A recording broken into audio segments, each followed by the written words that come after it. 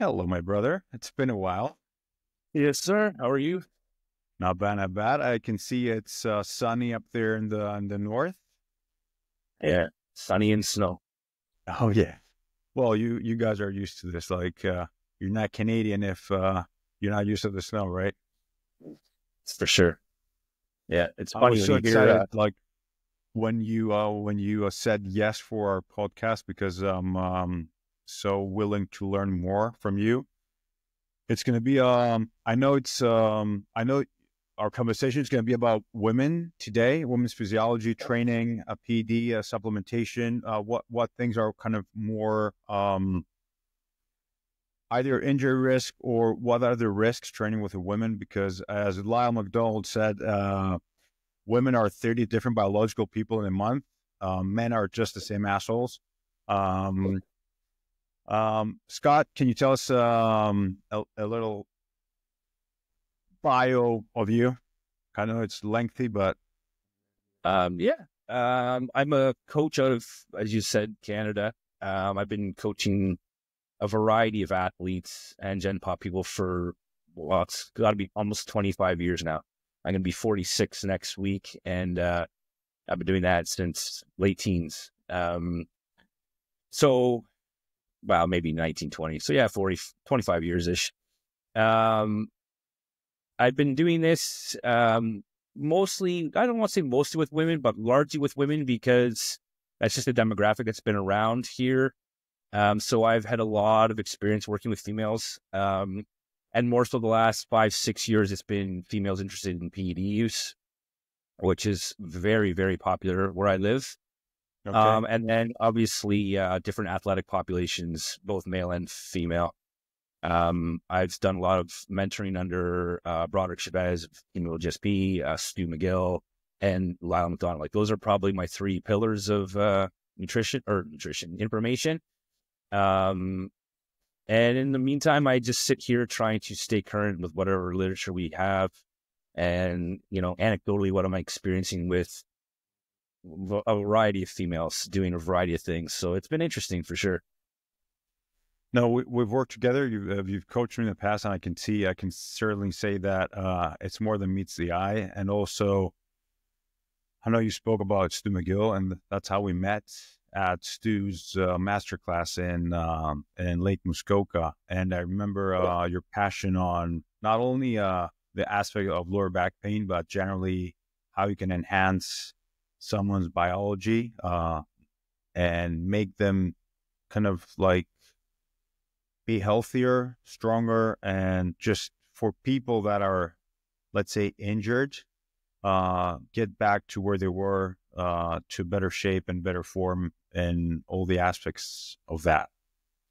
For sure. And I think some of the most valuable stuff out of Stu's work for me personally is my ability to apply it to my athletes to prevent issues. I do get back pain or injured people coming through here quite often. McGill refers them to me periodically, and they find me on his site. But I find it more valuable in actually, because I work with a lot of combat athletes and a lot of performance athletes, and just the ability to prevent the potential damage in that low back. It's been very, very valuable for sure. I look at strength training, exercise selection a lot differently ever since my exposure to him and his work. And I think it's still, to this day, very, very relevant and by far one of the best things I've done. Oh, 100%. So, women's physiology and training, can we start with the physiological kind of differences? Like how do women's hormonal cycles impact their training, their recovery, and their performance? It's largely going to come down to just the fact that the female physiology deals with the menstrual cycle, where we have very specific physiological stages each month in a regular cycling female. It offers pros and cons. I think it becomes more relevant in different scenarios. I have some females where the manipulation of macronutrient distribution is relevant to them. It's their the amount of effort that it takes to do that is worth it to them for their result. And then in other populations, like in athletic populations, you know, what type of training we're doing in what phase of menstruation becomes relevant, more so for injury prevention, I would say, than anything else. But largely what we're usually looking at with female physiology, from my point of view, is just the hormone fluctuations and what do they offer? What do we have to consider, from nutritional to pharmaceutical drug applications to strength training applications. With the phases, can we just name the phases and what women should expect? Because some patients of mine that come over, they're like, oh, I'm feeling this. I'm like, can you exactly tell me which kind of phase you are? And they're like, phase. I was like, that's interesting. And then you're trying to kind of educate them that what you're actually feeling is normal. Yes. I did a seminar in Melbourne, Australia, actually a couple of years ago, and I was speaking to females. And one of the things I said, like, and I still feel this way, I shouldn't know more about a female's period than a female. I feel like if I had that amount of physiological variances in my body, I would want to understand that to some degree, just so I can make, I think, more educated decisions on what to do, especially catering to fitness. Because largely what I have from a female population, what I mostly get is aesthetically driven people. They'll use different language to determine what they're trying to, you know, get, but it all comes down to the same thing. They want to be leaner. They usually say things like, I want to be more toned, or something that, you know, it's just, they're just misunderstanding what they're saying. But I get it. Essentially, it's, I want to have less body fat.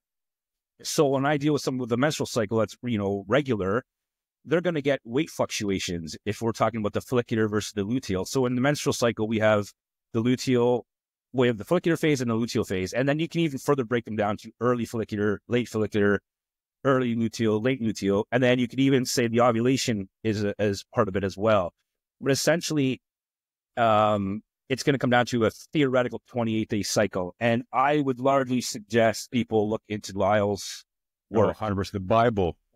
Yeah, absolutely. I lived in this book.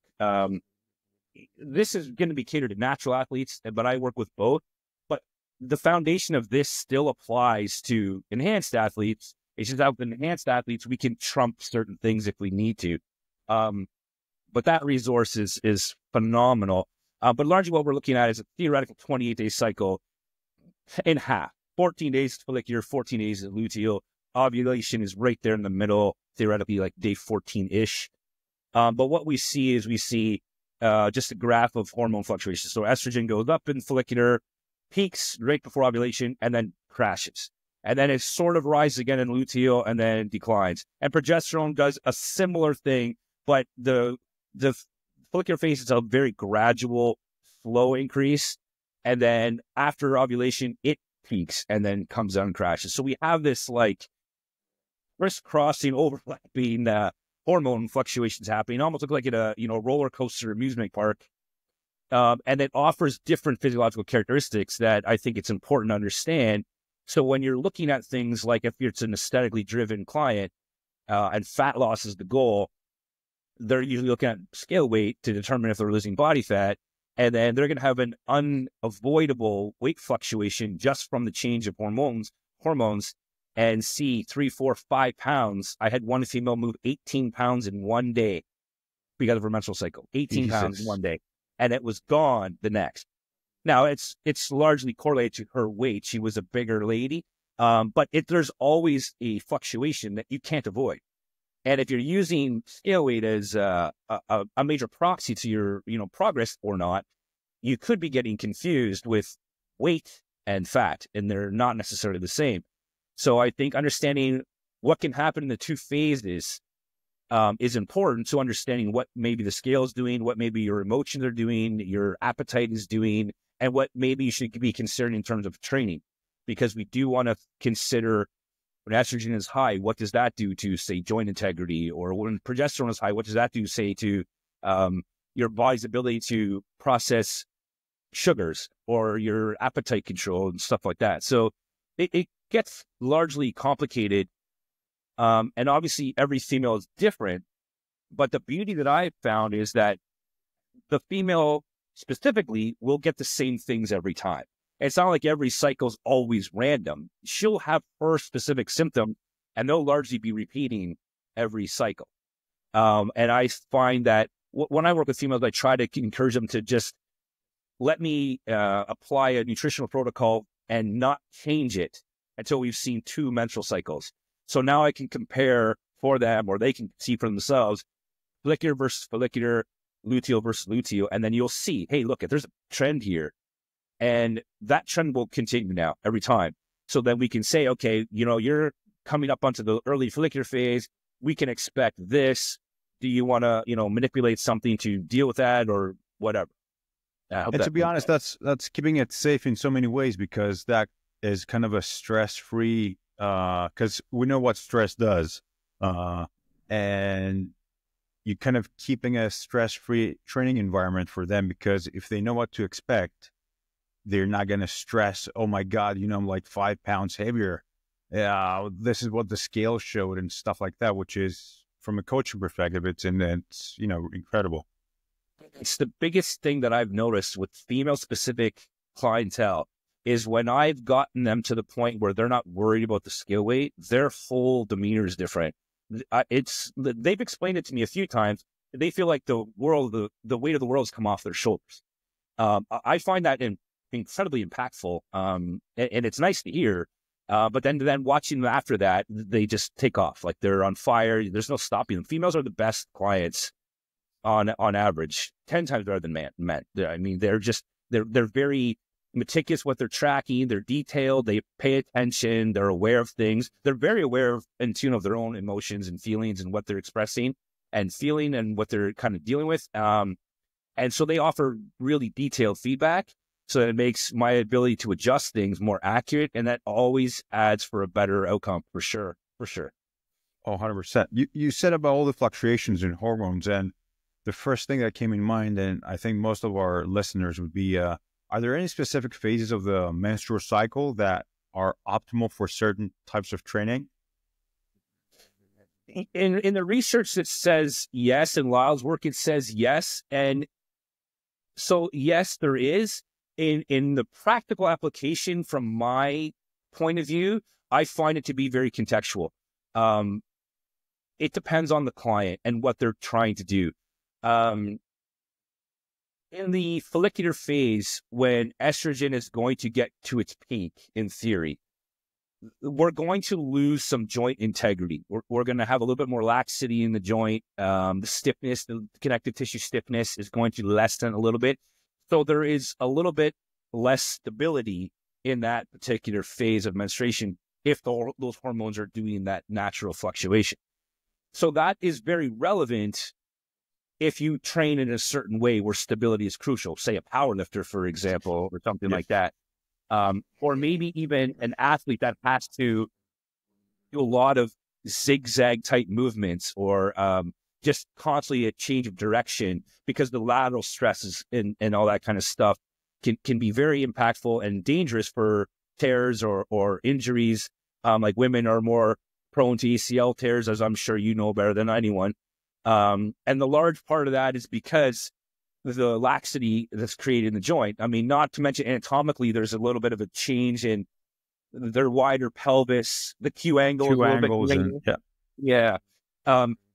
So they're at an anatomical disadvantage in a way from lateral stresses or stuff on the knee. And then if you add the hormonal fluctuations that create laxity in the joint, there's just less stiffness and there's the ability for that joint to possibly, snap under pressure, if you will. Now, there's also things, and the neurological aspect of this stuff, that's not really, I don't get too involved in that. I know that you're interested in a lot of that stuff. But just from the muscle activation point of view, the change in hormones can actually change their ability to contract muscles at the same rate, etc. So females also seem to be a little bit more quad dominant versus hamstring in certain phases of menstruation, which can lead to more stress on the knee. If the quad is taking up all the stress and the hamstring's not, you can get that anterior shear happening at the knee joint. So I think largely when it comes to that, the type of training they're doing that needs to be considered. When I'm working with a female that has an aesthetic goal, it doesn't, to me, it doesn't matter, because they're not going to be training in an environment from exercise that I would be giving them. That's going to be jeopardizing their joint integrity, because I'm not going to put them in an unstable position. So I don't think it's as relevant. There's there are a lot of things saying, like, when a woman is, during her period, like, leave her alone, and there are other people that say just train her as hard as you can. And then we've got the factor N, which equals 1, and you're like, how are you feeling? Are you willing to, go, ball to wall, or do you want to rest? What's your kind of way of thinking, coaching? Yeah, that's where I think it becomes a little bit contextual. I actually find, and I'm not a psychologist, so I'm missing this every single time, but I actually learn I learn my clients, and I approach them with what I think is the best approach. Sometimes I have an athlete that you need to be a little bit more gentle to her. And sometimes I have one that you can't. So I haven't been able to find a trend there. It's not like these athletes. Some people say kind of like during that phase, they've got more testosterone, so you need to kind of get your way around it and get more gains and stuff like that to natural athletes. Do you see that kind of way of training? I mean, I can see the theory behind that because of the hormonal fluctuation, but I think it's going to come down to periodization and what does the big picture look like? If I have somebody for a 16, 20-week prep, and I'm going to go through maybe 2, maybe 3 menstrual cycles, I don't think it's the juice worth the squeeze here. Yeah. Because the hormonal fluctuation from a testosterone point of view in the ovulation phase, it's a little spike. It's a transient spike for 2 days, 3 days. The body's averages over time. So I'm not going to say, oh, well, you got increased testosterone, let's pour on the hypertrophy and volume for days 12, 13, 14, and 15 every 28 days. To me, sure, if we could measure you today and 15 years later, we would probably see a change, a difference, but I don't think it's that impactful. So I think that would come down to more of the timeline in general. And in fact, what I think is more important is compliance. And that's where I think it becomes individual. If my client wants that micromanaging type of thing, then that might be worth it. Okay, yeah, let's tweak. Oh, it's day 7. Oh man, you got to do this. But largely, I don't think it matters unless it's threatening compliance. Where I would pay attention to is if they're doing a type of training that is stressful, like I'm now coaching my daughter's 14 and 15-year-old volleyball team. So that's a lot of high impact.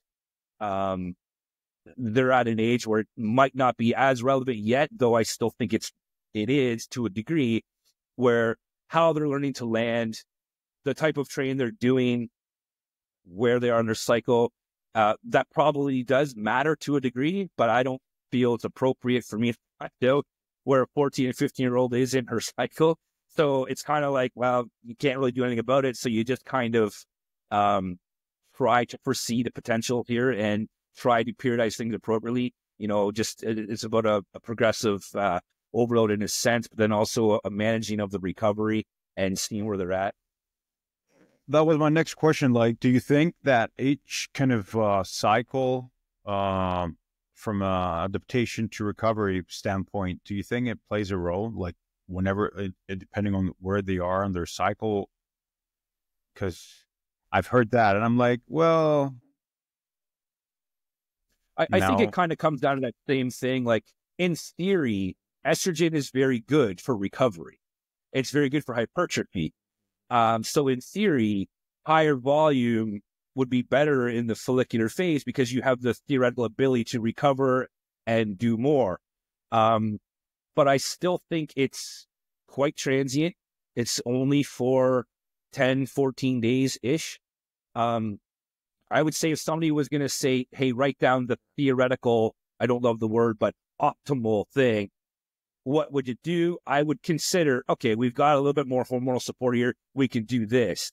But in the big picture, that will probably become relevant when you're looking at an elite level athlete. But the reality of my world is an elite level athlete is not natural anymore anyway. So at that point, it doesn't matter because I can trump anything that the endogenous system is doing exogenously. So it's tough to say. I mean, theoretically, yeah, you could apply something specific to the phase. And I think it's a good practice and it's good to know.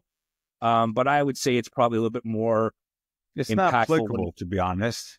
Not really. Not really. I think it's theoretically accurate, of course. I mean, and Lyle's 100%. Yeah. And Lyle's going to go through that in that book in detail, and he's spot on. But with mitigating the risks for injury or lack of recovery, because we know what lack of recovery can do, how do you mitigate the risks? Well, if it's a natural athlete, to me, what matters most is compliance, and including the compliance is their ability to take in adequate calories. So it's everything matters in this context, because females have a hard time eating appropriately because weight on the scale is derailing for them, motivational wise. So if I can get them to forget about scale weight, focus on body composition, then I can get them to eat more. Calories are very important in all of us, but I think in females specifically, I think the energy balance is one of the most impactful things in female physiology. I think it's underrated. I think if I can give you adequate calories, I think you have a lot more capacity for everything. Besides that, I would then look at periodizing, like what are we trying to accomplish? How long do we have? And then, appropriate blocks appropriately placed in that timeline would help mitigate the injury or the risk of injuries. And then if they're not natural, you would use things to help mitigate the injuries or improve the recovery, which I guess essentially would do the same thing. There is a complexity in women training. And as you said about, calories and image and all that, how do factors like mental health, kind of society kind of pressures, and body image can affect female athlete? You've got a lot of experience in that, and I would love to hear your input in this. I think I have no training in mental health. All that I see is just what I'm experiencing, what's around me, and my thoughts and opinions. I think social media has made things a lot more difficult for realistic expectations in women. The influencers on these social media platforms that look how they look, like, I mean, assuming we're talking about fitness people, they look fit all year round. They take drugs. They all take drugs. And the amount of females that take drugs is astounding. I have twice as many women taking drugs than I have men. And they'll take any drug. I'm involved in a couple of hormone replacement therapy groups, and they are drug addicts. They have no inhibition to take a drug whatsoever. So it's actually quite shocking. I'm still to this day blown away. I've been in this one group for over a year now, and I'm still in shock when I think about the amount of drugs that go in and their reasoning for using them. It doesn't matter to them. They're just because they want to look or feel a certain way. So in the social media world with fitness, they're all using drugs. And so now they can attain these levels of body fat that you otherwise wouldn't be able to sustain without hormonal support. They do that. They keep them that way, and they keep a lot of drugs in their system that keep that fat down. They keep thermogenics in there, like clenbuterol or whatever they're doing, DNP maybe, I don't know. But they're offering a very unrealistic expectation when they're basically preaching that they're natural. They're not.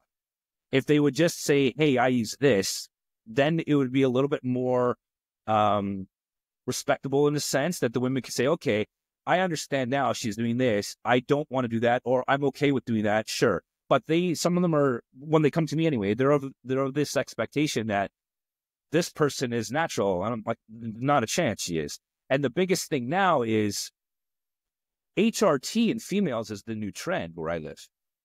And it's, theoretically it was kind of this menopausal scenario, but now it's women that just, I feel this way. Yeah. I literally, there's a girl who's like 23 in one of these HRT groups I'm in. She says, I'm on HRT because I was feeling, fatigued. So I started taking testosterone. Like, they have no qualms with doing these things. And so I think what I'm seeing now, I know what I'm seeing now is a lot of these competitors or ex-competitors in the fitness industry are now saying that they use HRT because that's accepted. But they've been using drugs this whole time, but it was taboo, so they would be claiming natural. And now they're using HRT, and that's almost still a natty thing because they're taking an exogenous hormone to maintain a theoretical normal level. But that's bullshit. So, Man, same thing with men with TRT, remember? Like, oh, it's my testosterone was too low. I'm still natural, but I'm on TRT. And you're like, oh, you're not. Yeah. I mean, that's something that I'll easily slip off into a rant. So I have to be careful because it's super frustrating. Like, you have people that claim themselves as like natural bodybuilding champions, and they have testosterone at 1,000 nanograms per deciliter every day, all the time. It never changes because it's exogenously provided. Their natural production was like 350. Well, your natural production was still normal. Your new natural is not you. You're like 100%, 200% higher than you were. That's massively impactful on your abilities. So it's just it's just a shady way of doing things, in my opinion. So with the females, what I see, I think I got off top a little bit with the mindset and the mental health thing. I think if I can get them to understand the reality of it, they seem to be a little bit more okay with it. But when they're under the impression that this girl can do this and she looks this way, and they think that they're doing it because they're drinking apple cider vinegar and doing a low carb diet, like it's just not fair to them to see that. And it's largely what we're seeing as the popular influencer. It's a scam, man. Like, we've been in the industry for a long time. How many times people come to you, like natural people, and they're like, oh, I've seen this woman training and she shows exactly what she's eating. I did it as well, but I gained weight, or I was starving, and I'm like, she's on drugs. No, she's not. Like, she would tell. And I was like, she wouldn't say that. Yeah, no, she wouldn't. And and I don't know why. I'm sure there's different reasons why they're doing what they do, but a lot of stuff it's very clever. The natty crew of people, they're all lying to us. They've been lying to us all along. They've been doing things. And what's going to happen, and I've been saying this now for a few years, and it's going to slowly keep coming out. The guys that have been using drugs this whole time are going to now say they're on TRT because that's their way out. This is how they can now expose themselves to being, I look this way because of this, but the whole time they were claiming natty, they weren't.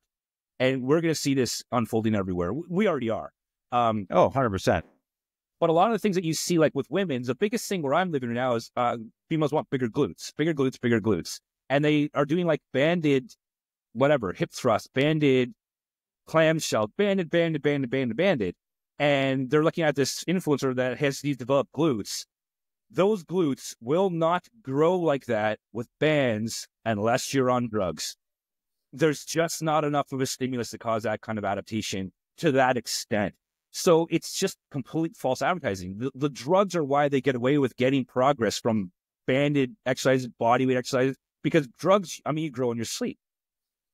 So I wish you could drop this mic that I'm holding here, brother. It's tough because they see that. I'm like, I understand, but at the end of the day, without that Anavar or that whatever they're taking, Anavar is very popular with females. Those banded exercises are not causing that type of growth. It's not that they're doing nothing. I would never say that, but you're not getting that amount of growth from a muscle with a band unless you're using a drug. And so that's how people can advertise that. And it's such, short time as well. Yeah. And you have some very popular people touting this information. People buy it. They buy it hook, line, 100%. And sinker, and they're being led astray. And it actually gets quite frustrating, actually, because I feel bad. I have a daughter. I don't want her to be doing this kind of shit. So it's important that good information is out there, and it's hard to find. 100%. And The problem is with all this, it can be dangerous from a psychological aspect, from a drug overuse, from feeling frustrated and gaining weight, to doing all the wrong things because they're following. Well, it's all smoke and mirrors, to be honest. Totally. Yeah. How do PEDs affect women differently compared to men? I guess it kind of depends on in what aspect do you mean. Females are quite sensitive to PEDs. So then also, I guess it would depend on what PEDs specifically we're talking about. When we're talking about like androgenic, anabolic steroids, women are sensitive to it. It doesn't take much to get a lot out of them. And then obviously females, I'm not saying they have to, it's your choice complete, but they need to be aware and consider the potential effects that could come along that they might not like virilization type effects. And when I get females that are enhanced or want to be enhanced, they're not being told that, or they're not understanding how that all unfolds. And largely what happens is like, well, here's your 5 milligrams of Anavar and it's female friendly, whatever female friendly means, and take it and you're good. I've had females that cannot use Anavar at all. It's a major problem for them. It's not common, but it can happen. So to say like, this is a female friendly drug, that means nothing to me. There's no such thing. Well, the main usage was Anavar and Clen for ages. And a lot of women had a lot of issues with that, right? So from a friend, there's no friendly PD. There's one with less side effects, which the side effects are, which is weird, are the ones that you actually want in order to get the outcome you want. So it's not a side effect, it's an effect. Yeah, well, that's the thing. All the drugs have is a list of effects. We've now determined which ones are beneficial, which ones are negative. So we deem these side effects and these, positive effects. But essentially, the drug didn't come into you saying, I'm going to do these good things and these bad things, because your good might be my bad and vice versa. So it really kind of depends what they're using and why. But what women need to understand is endogenously, they produce anywhere from a quarter to maybe 1 milligram of testosterone a day in theory. And men are 10x that theoretically. So females are producing somewhere in that, 3 to 7 milligrams per week of an androgen. 3 to 7 milligrams a week. That's not a lot. You're taking 5 milligrams of Anavar a day. And to be honest, not very many women are taking 5. They're taking 10 and 20. You're really exposing the body to androgens at levels a lot higher than you're endogenously producing. So to think that means nothing, or to think that can't do something, to me is very irresponsible. And I don't think it's necessarily the female's fault if she's gone to a quote unquote professional. But I do think that they do have to, do their due diligence and look into this themselves, because as you said earlier, this is a smoke and mirrors industry, and most coaches are selling you bullshit. They're just selling you something to make money or to whatever. And 5 milligrams of Anavar is not nothing. It might not give you massive gains overnight. It's not supposed to, but it is massively impactful on your physiology, and it's going to do something. So you have to be aware of that and understand that, okay, this is a potential to come of this. Am I okay with that, or am I not? With the long-term implications of PED use on women's physiology, health, and hormonal systems, what would be your I think that's a good question, and this could spin in different ways. I don't know how to answer this. When I get a new female client that is going to be, or is already enhanced, I, right out of the gate, kind of, okay, what's the goal? Like, blah, blah, blah, the obvious thing. What's your goal? What's our time on da-da-da-da? But I also then what are you okay with in terms of side effect? What is not acceptable? What are you okay with? fertility, a mustache, losing your hair, enlarged clit, whatever, big muscles. What are you okay with? What are you not?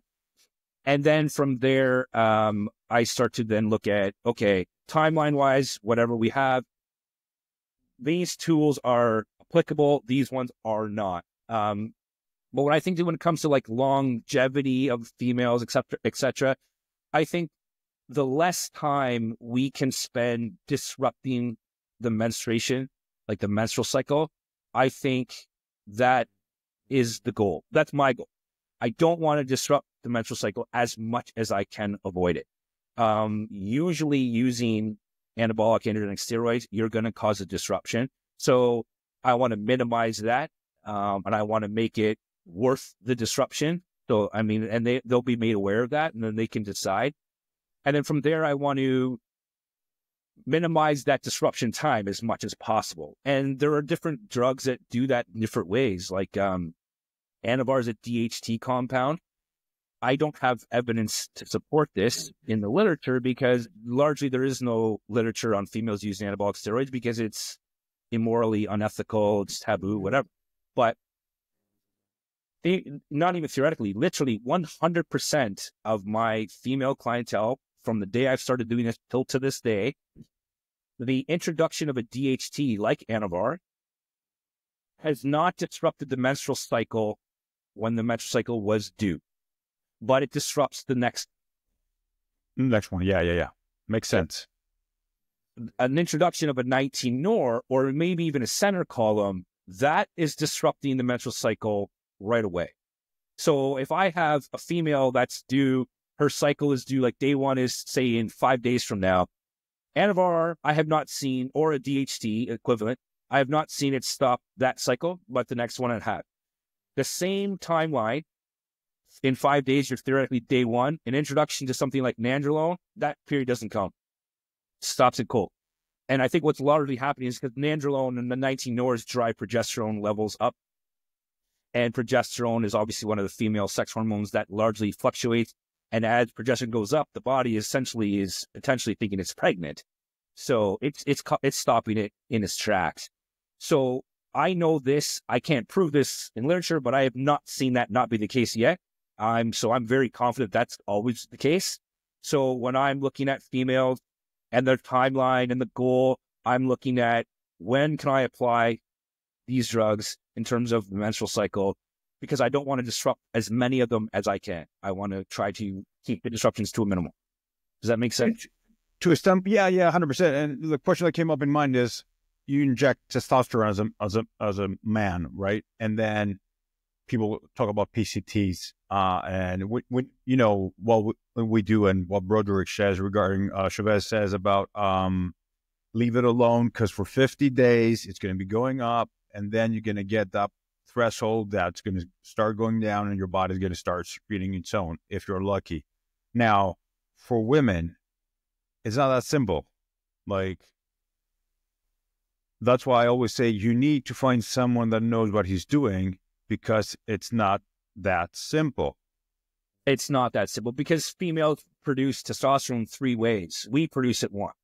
Exactly. So when I produce, or when I, give you exogenous testosterone, which I'm not an advocate of testosterone, exogenous testosterone in females, because I think there are other tools that do a better job. But TRT or HRT, I guess, for females is super popular, and testosterone is in, and I have clients using it. I'm not against them using it. I would just rather try to do other things first, because testosterone is androgenic.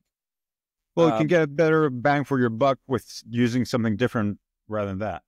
I think so, yes. Now, if I had a female that was literally hypogonadal, like she was deficient in testosterone, then 2 milligrams a week or something like that is probably going to, and in one case it is enough to give her normal levels. And I would rather her testosterone levels be normal if virilization, masculinization, all these things are of any concern, and she is an aesthetic-driven client or a performance-driven client, because I can drive performance and improve aesthetics with other drugs that are far less androgenic than testosterone, and therefore less masculinizing or less risk of masculinization. So to me, they're better options.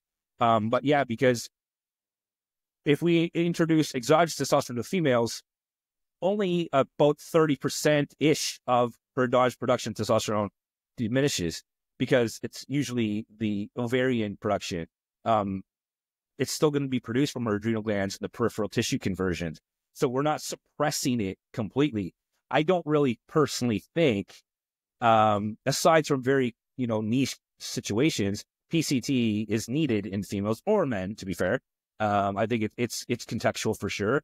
But I agree with Broderick in the sense that your body will probably come right back. As you get older, the chances slowly diminish, but causing infertility is not easy to do. It really is quite difficult. Like to this day, they still have not been able to create a male contraceptive aside from, a SNP, because taking any sort of birth control for male, it's not working. They can't get it. They can't. So, Mother Nature doesn't want infertility. So you have to be pretty irresponsible, or just shit out of luck person to do an exogenous, steroid course of such and cause infertility. It's very difficult to do, but I would make it aware. It would be easier to have other health implications to get to those milligrams in order to create that. You know what I mean? Absolutely. Absolutely. Yeah. Yeah, absolutely. And that's something that you're going to see is that because the women bordering on abusing testosterone at this point, you're going to start seeing issues with red blood cell production, hematocrit, and hemoglobin production that men have, because women are exposing their bodies to levels that they just have never seen. Like the theoretical normal endogenous levels of testosterone in females ranges somewhere between, depends on what your labs are looking at, anywhere from 15-ish up to about 70 nanograms per deciliter. There's a chart floating around in some hormone replacement therapy groups for women that say 250 nanograms per deciliter is the optimal level for testosterone. And women are chasing these numbers. Yep. And they're chasing that number because they can't prove that that's not wrong. But we know from common sense that that's going to become a problem. Transgender hormonal therapy will search for these levels.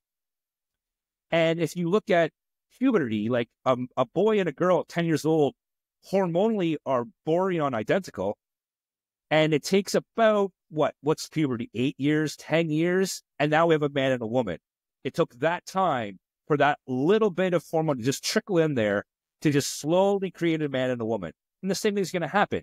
Now, if you're 65, 70 years old and you're going on, HRT, I don't mean to say this, to be, inconsiderate, but you might not live long enough to see that change. But, when you got 20, 30-year-old women seeing levels of 250 and thinking that's normal, they're wrong. And they're going to feel good. And once they feel good luck on trying to get them to not want that level. So in the next 10, 20 years, we're going to see some interesting things running around here.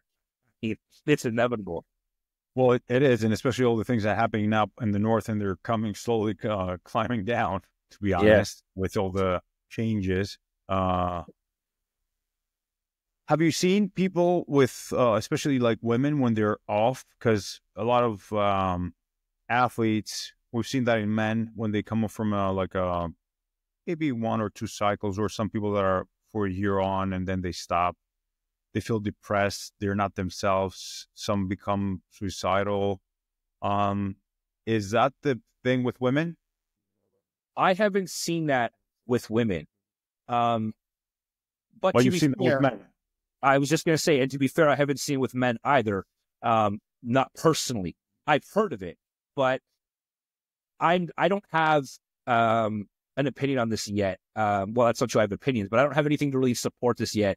But my thinking is, and this is what I see happening, is the people that I've heard of or have heard from that have complained about that, their course design was terrible. So I don't know now, why did they feel this way? Is it because of their approach? Because a lot of times in the fitness industry, when I'm dealing with competitors, they have this post-show rebound. And some of them, it's like awful. It just crushes them psychologically. But That's because they don't understand. It's not their fault. They weren't made to understand by their coaches what to expect. So they have this physique that looks the way it looks. They're getting all these compliments. They're feeling good. They feel great. And all of a sudden they have this weight going up that they can't stop. And it just sends them spiraling down. But some of that is their approach that can be mitigated. Some of it is unavoidable. I have not yet in 20 plus years had a female rebound after a show, not one. And I don't do reverse dieting because I think that's a crock of shit. I think you literally just have to have an understanding of your current physiology and you feed that machine and whatever it is. I mean, to just think that you stepped off stage and now you're done, you can go back to eating normal, you can't. And so that's why part of that rebound was experienced.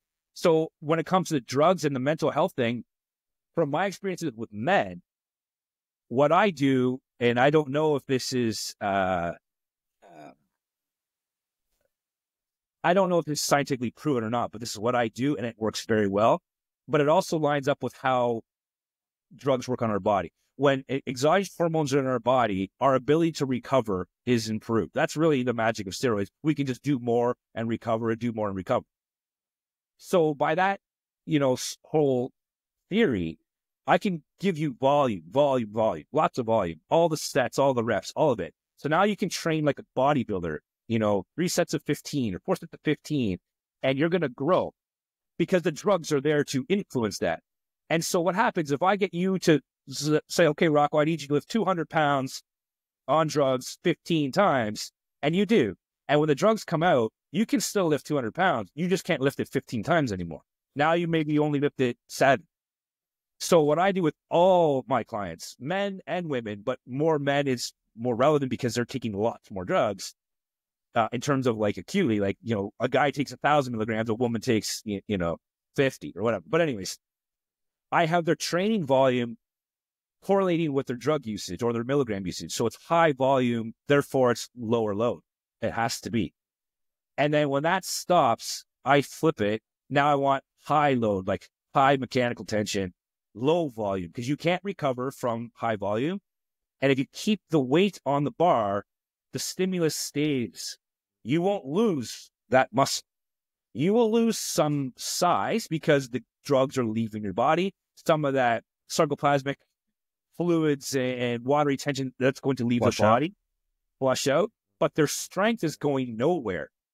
It really. So then what that's doing is the guys aren't thinking, shit, I've lost all my superhuman powers. I still have it.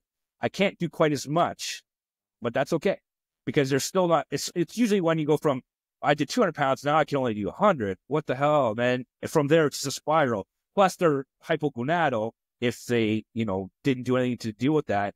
So they have no energy. They're low T, so they're depressed almost naturally. And they're losing all their strength. So it's just like a vicious spiral. And then you see them hop right back on because they can't handle that. But if you give them markers to strive for during high milligrams versus low milligrams or no milligrams, I'm not having issues with any of my clients. I mean, I have some people that are setting, PRs in terms of 1 rep maxes when they don't even have milligrams in their body. And that's very psychologically boosting for these people. So I think it largely comes down to the individual. And it's also the impact that it has, because I know how you work and you educate your clients, which makes a massive kind of difference to what we hear all there. You're not like, oh, here you are. This is what you're going to do. Bye now. It doesn't work like that. No, I can't work like that. I can't do that at all, actually. They all have my WhatsApp, and the fucking WhatsApp never stops pinging. Which is fine. I mean, I signed up to do that, but it's because I want them to succeed at their goal, because it's a reflection on me, which is important to me. But I also like seeing them succeed because it's motivating to them. There's been some stories I've had, or some clients have had, where the success was good, and it was very nice to see. It would change their world, and I like that. I mean, he's that any more. Oh, definitely. Any more books or workshops, your seminars that you're doing now, like as 2025 comes up?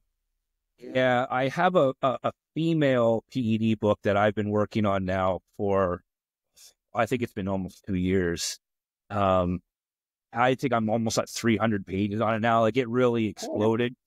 So it's at the editing stage now, finally, just starting. So I'd like to get that one out next year. Um, I know I've been talking with one guy, I don't know if this is public knowledge or not, about doing a book on peptides. So Good. so I'm looking forward to that. Actually, that will be good. And I have a couple, I have about 7 books that are all on the go. But I like having lots of projects on the go because I can kind of bounce back and forth as I'm motivated to do each one. And then in terms of seminars, I'm not aware of anything on the books as of yet for 2025. There's a few gatherings I'm going to be doing, but they're not seminar based as of yet. But I know there's some potential talk, just no dates or timelines have been released. Please send me the links, email me the links for the books you've already kind of published so we can put it on the comments below. And I know we will be doing a webinar for women's training soon. So I'm just putting it out there for anybody that's listening. We're going to have Scott possibly April for a webinar. It's going to be around 3-4 hours. He's going to be teaching us protocols and methods for training. We've done that with Lyle in the past. So we're really excited to have you on board as well. Oh, exciting. And please send me the links for that so I can put everything down in the comments as well. Okay, brother. I will. Scott, it was a pleasure, and thank you so much for all this knowledge that you shared with us once again. And looking forward to seeing you in person soon. Yes, man, definitely. That would be great.